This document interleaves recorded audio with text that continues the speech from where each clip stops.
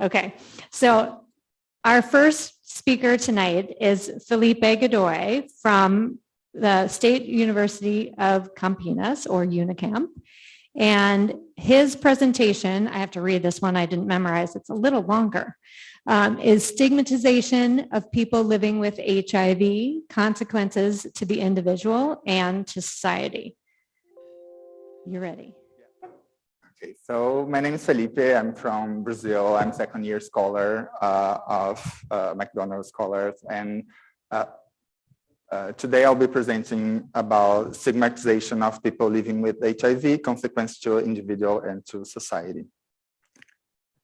So Irving Goffman in 1963, a Canadian sociologist, first defined stigma as a process of differentiation and that can cause discrimination or something that reduces the status of the person in the society. So it's a discrediting mark or a label that devalues the person.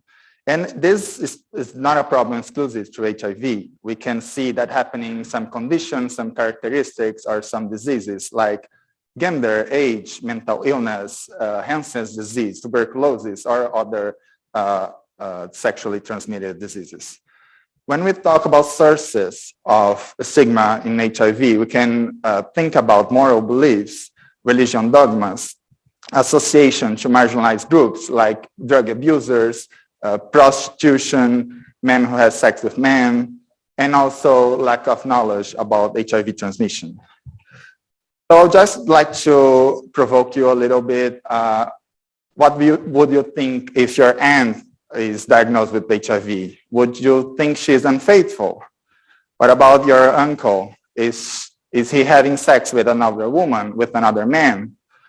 The cleaning lady for your office, is she a drug abuser? Is she a prostitute at night? Are they infectious? Are they going to infect? Are they going to spread it to our family in our work?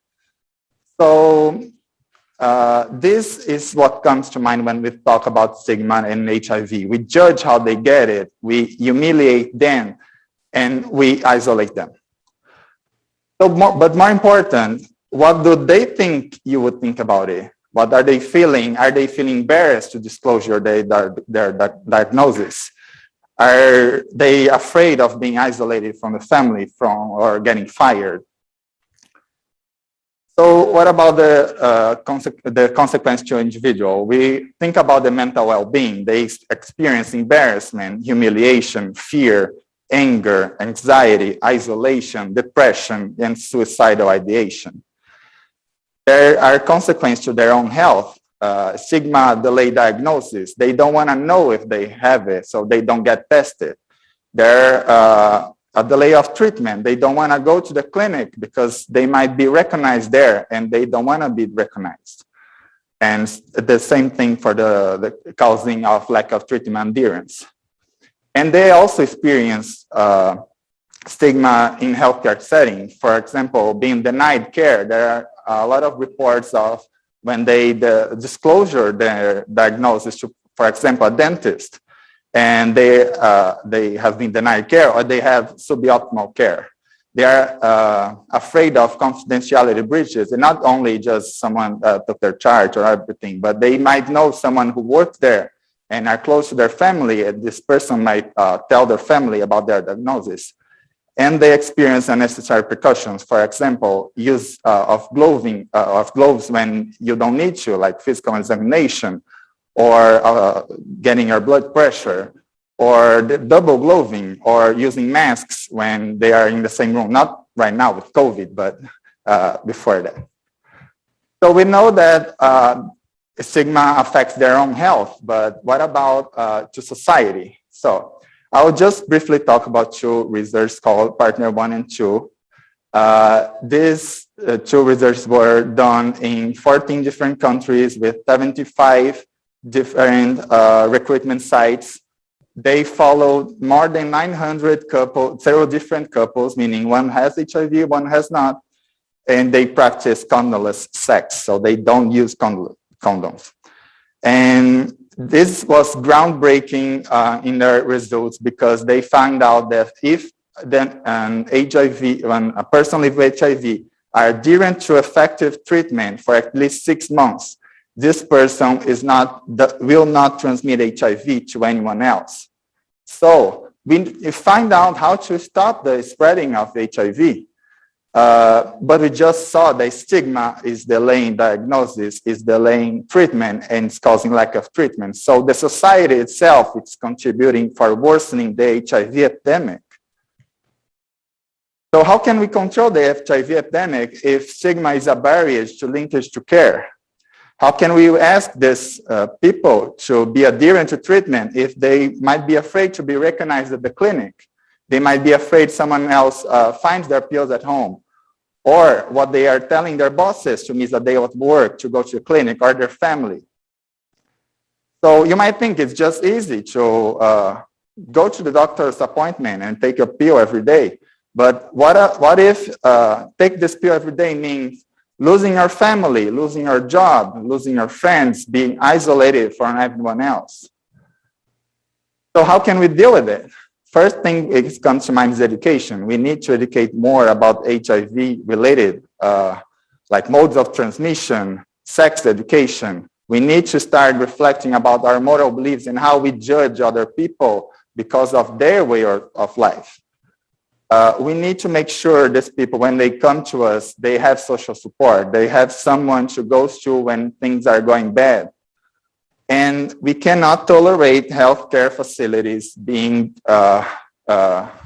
spreading this stigma to these patients. The healthcare facilities should be a place, like a safe place to go to. And I would like to wrap it up with, I don't know if it was on the news here, but in Brazil, 10 days ago, our president, Jair Bolsonaro, said that COVID vaccines are transmitting AIDS to people. So it's not an easy task to end this stigma when we have this big politician like our president saying that COVID vaccines are transmitting HIV to people. So thank you. So our second presenter tonight is Jennifer, if you guys didn't clue into that already. Jennifer Natabe is from Makerere University. She's a PhD in social work. She's actually going to continue on a theme talking about resilience amidst vulnerability. So you'll. Hello, everyone. I want to introduce myself again. My topic tonight is resilience amidst vulnerability. Quite simple topic, right? Resilience. But since I'm presenting, I'll explain. So resilience is a process. This is adapting to situations in the face of adversity, trauma, tragedy, or other significant sources of stress. So resilience is the ability to bounce back, okay? Who is vulnerable? Could be me, could be you. I don't know, we shall see. So sometimes our age, we are made to think, we are young to understand some things. Okay, when we get some age, and then we are old to understand some things again. So we are made to feel vulnerable.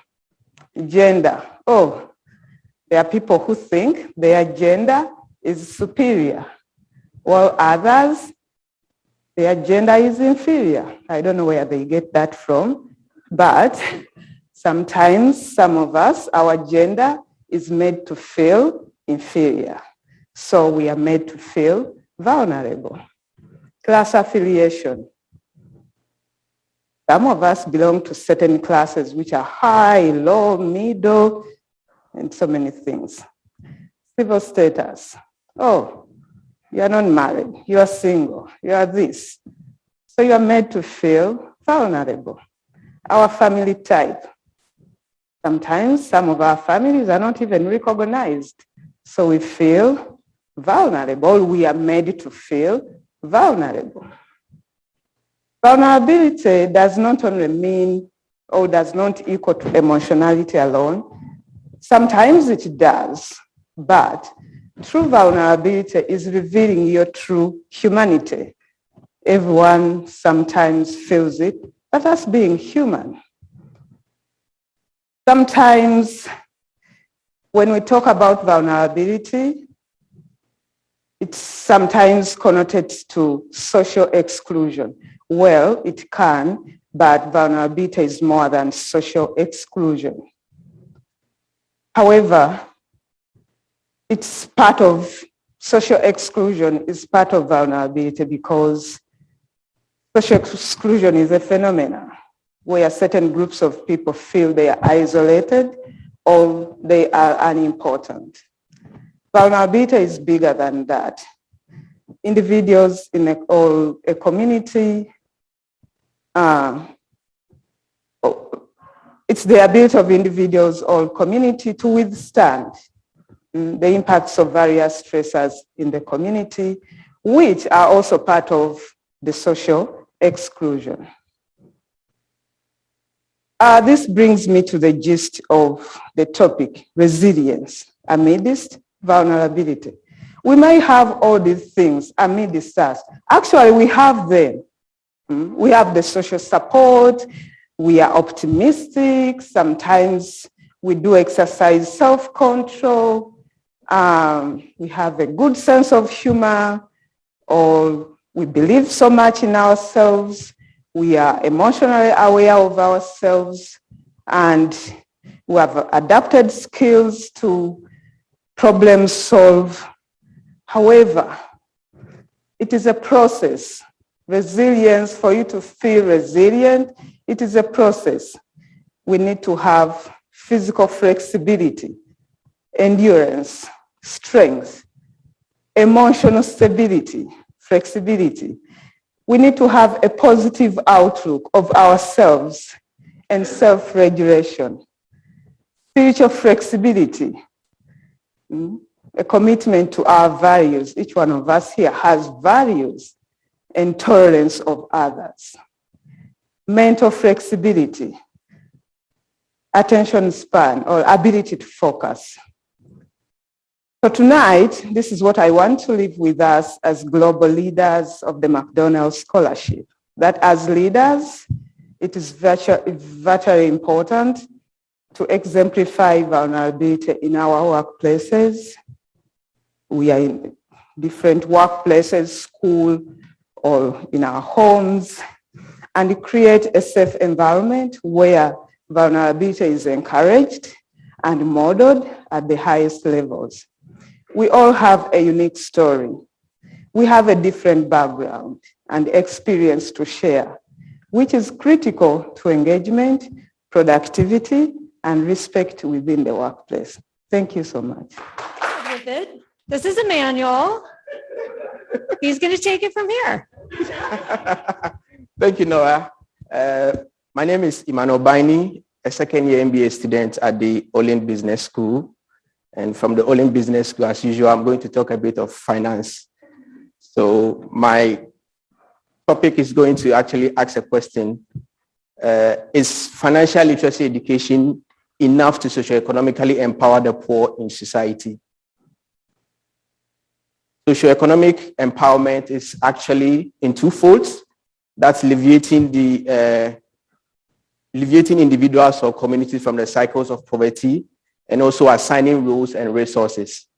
And in the past, what we've seen is that we are trying our best to educate people, but we tend to ignore the resource aspect of it. And I know government and private institutions are doing their best in the past, with the example as the Millennium Challenge goals to elevate or alleviate poverty from society. But my question is it enough? And as individuals, what are we also doing to make an impact in society? So I'm going to share with you my story, a project I embarked on right after college, where I started working as a volunteer, working with financial experts like students from US, UK, and other parts of Europe they come to Ghana. We go to remote areas, part of the country, to economically empower people, but this time around in a different way. We give them the literacy education as well as the resources to make sure they are economically empowered well. One thing we realized after talking to the society was that there's that kind of the savings culture in society. So lack of savings culture leads to families' inability to pay for their children's high school education, pay for healthcare or insurance, and also raise funds to expand their businesses. This prevented the necessary educational, healthcare, and funds or capital to more or less raise themselves out of the cycle of poverty and also raise their well-being. So after talking to them, we realized that we had an approach in mind. So what we did was to actually have it in three folds. What we did was to have a consultation with the opinion leaders in the community, and then also set up a community development fund where we capitalize it with seed fund from students and also individual contributions, where we also encourage community members to contribute towards this fund to serve as a pool of funds where we give out soft loans to community members to expand their business. Soft loans in the sense that you come there without, we give it out to you without interest on it, and then we monitor you whilst you use it to grow your business. So at this point, I'm going to show you briefly excerpt of the documentary we did. You're going to see me in there, but you'll be wondering if that was me. It's me, so don't drop your jaw that much. It's still me. I've changed, actually. So this is, like I said, is to show you what we did briefly. It's just an excerpt of it. I can give you the link to the full documentary of it.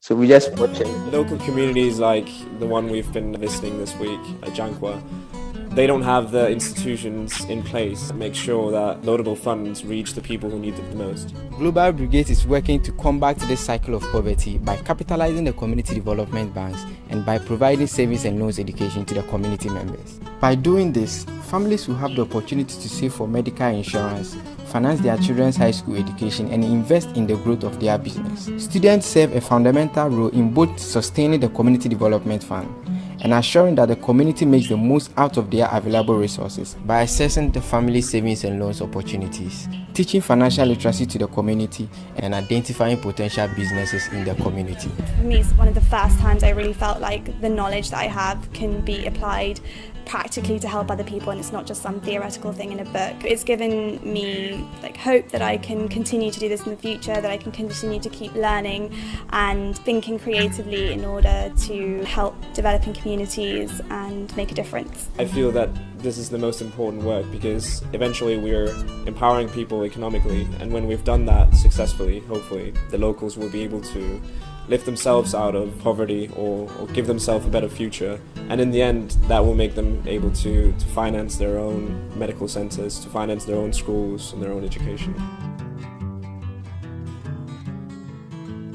Since you are to the bank, no one ma yin na then yen all this CDF no ba no one ma yin abrabo na then asesa wo yin asitin first nan ka medi 20,000, and so on them the mental matter do medi be there then it's and so be our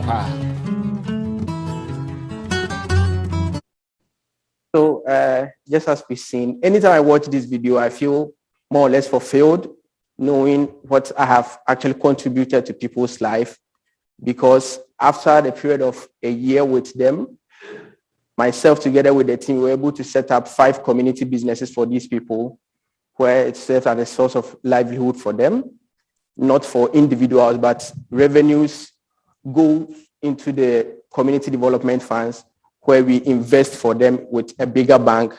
It gives them interest, and they still roll it out to them as loans without interest. However, we don't just give out these loans, but we try to consult with the community members, people who are reliable and trustworthy, to give out the loans to. So I will end here by saying it's a passion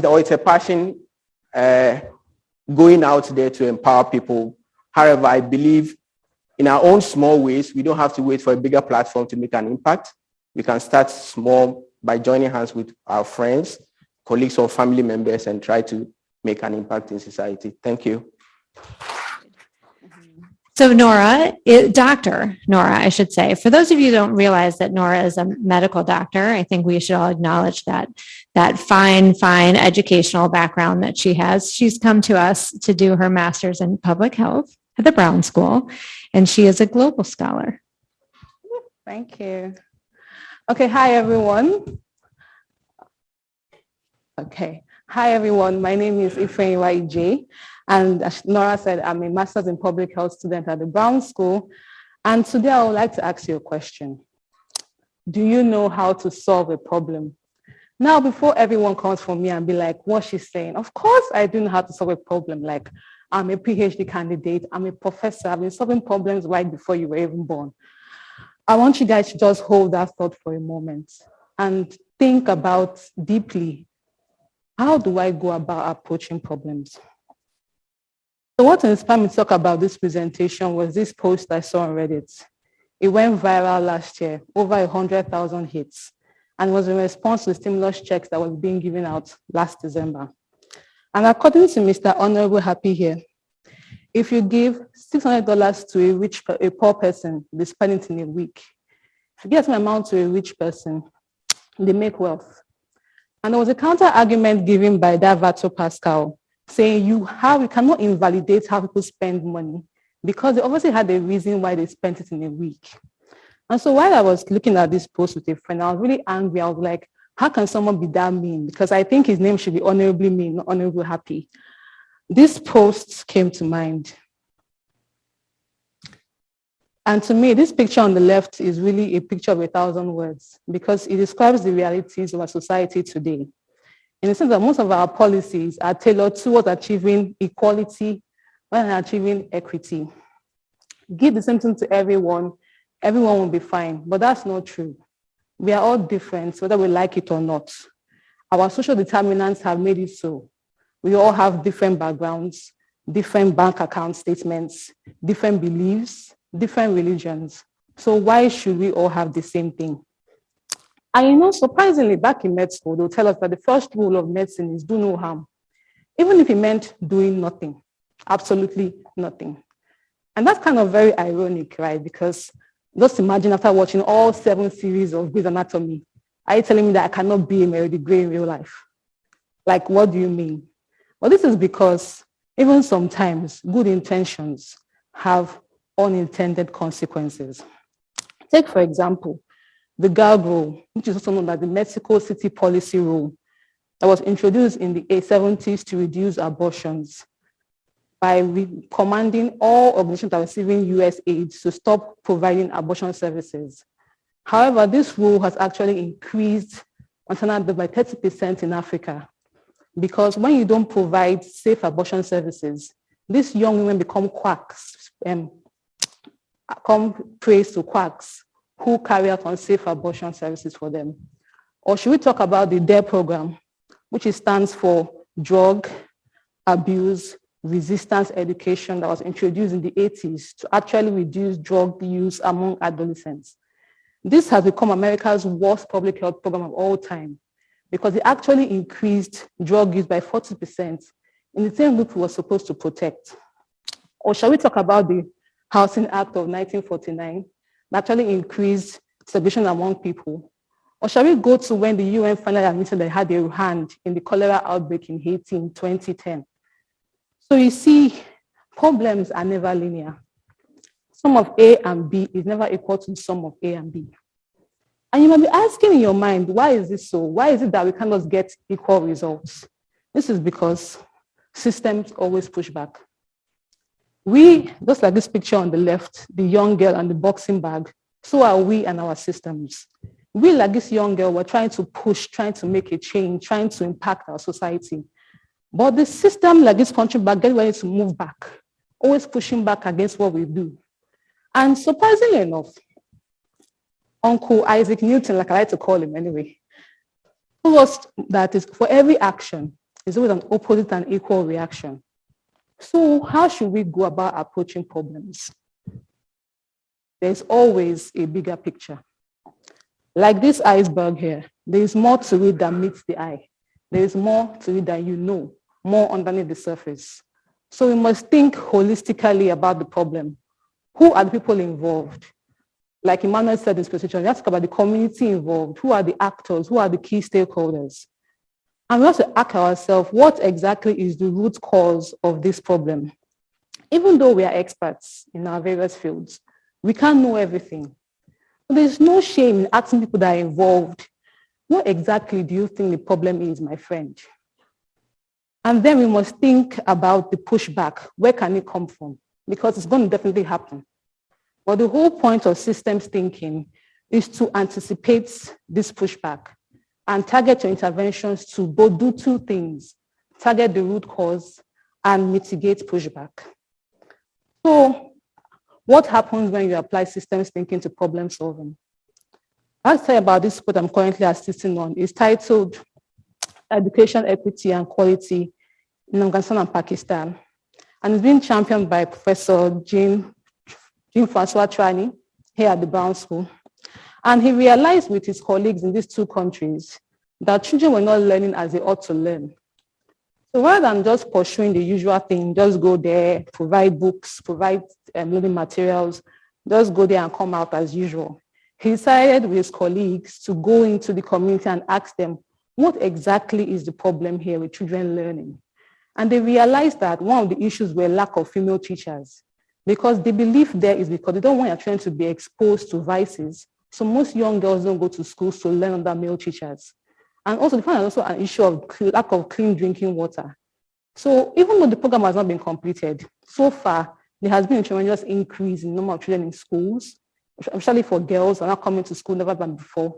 And now parents are even more aware of why they send their children to school. So if you're asking me right now, why am I telling you all this? I want you to apply it not only when you see problems, but also apply systems thinking, even in your personal lives, even the way you react to people. And even when you go grocery shopping, when you look at them like, oh my God, that's to buy the whole of Walmart.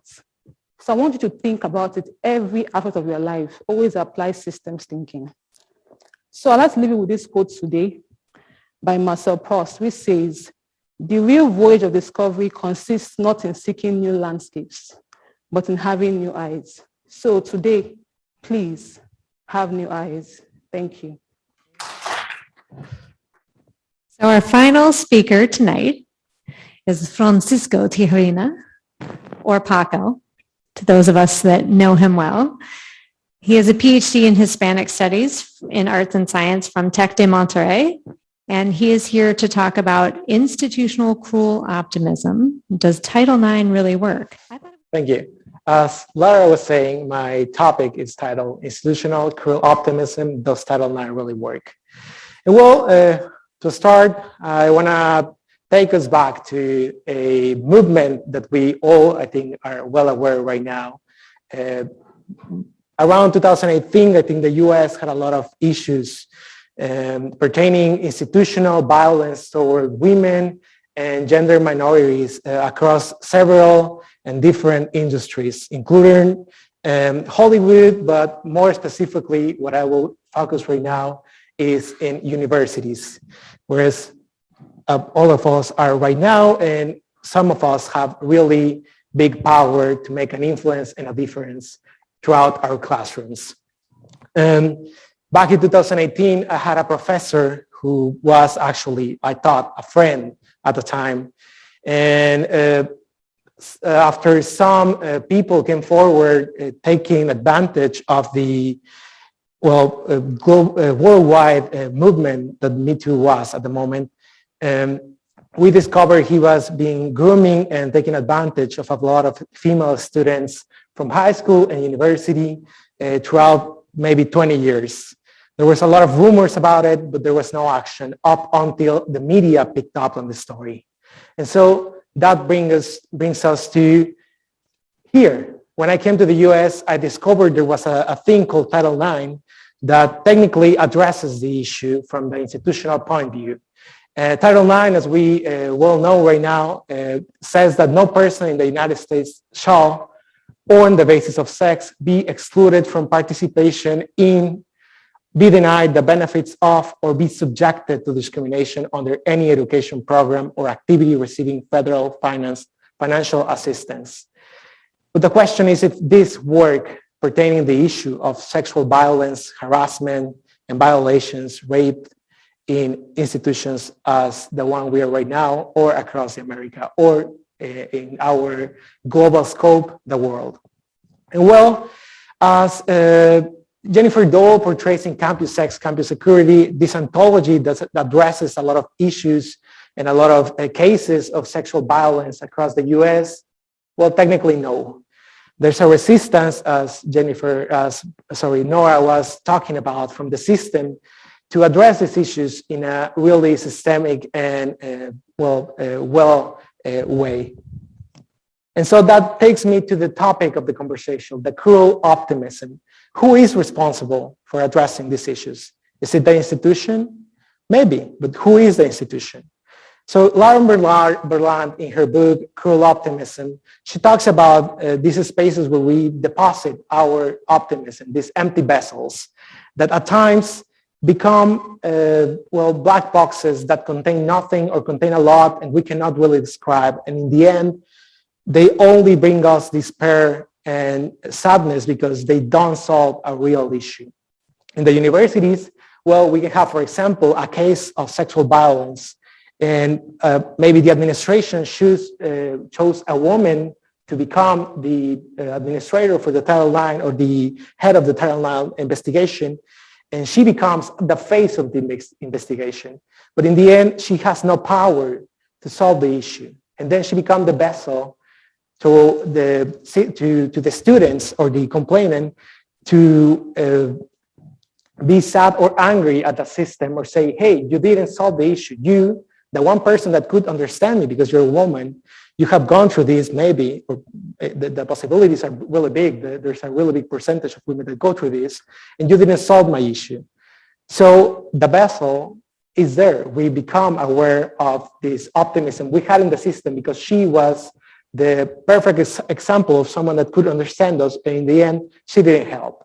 And so that takes me to our real role here. And I want to draw back from this philosopher and educator from Brazil, Paulo Freire, that in '68 wrote a book called Pedagogy of the Oppressed. And in this book, he talked about the role of the oppressor. The oppressor, well, he states, once he is willing to maybe let off some of his privilege, that really big word that means a lot and at the times means nothing to us, they formally could eat, dress, wear shoes, be educated, travel, and hear Beethoven, while millions of others could not do all of these things.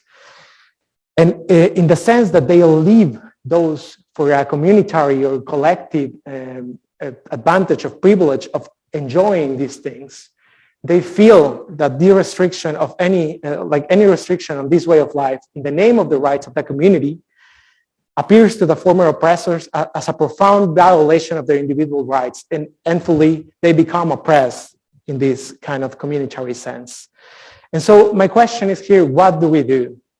And well, I think Nora has tackled this issue before, and we have to think critically. We as global scholars, not only global scholars, but a global community of professors, students, people in high administrative posts in the university, have to really think about it critically and know how to address these issues in the classroom, know how to help people. And we know that the system will be resistant to our pushback towards this institutional despair, but we should also be resistant to these practices that have tainted our classrooms and are prevailing and make a hard time to the people to enjoy the right of education across the US and the world.